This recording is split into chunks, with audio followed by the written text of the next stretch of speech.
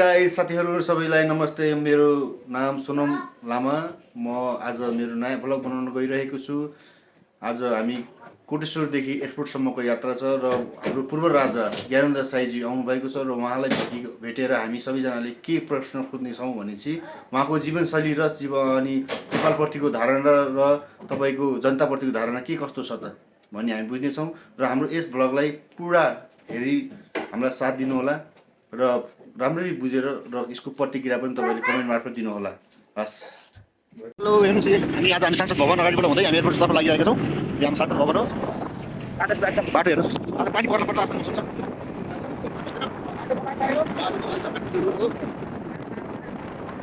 City सहर भन्छ त्यसलाई।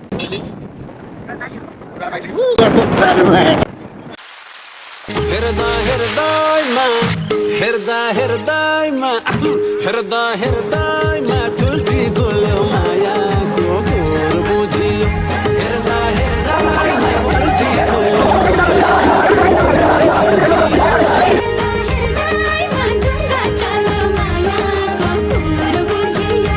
हृदयमा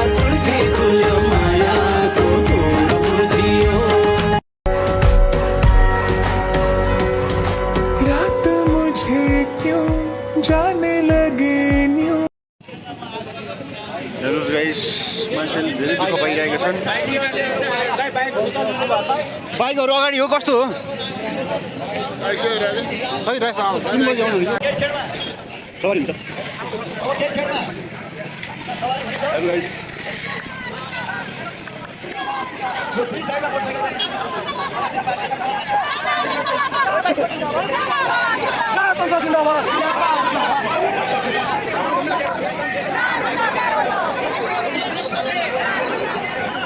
हामी एउटा आफ्नै झन्डा ल्याउँ कि साइडमा राख्नु, एउटा झन्डा कहीँ किनेर लिएर राखौँ बरु।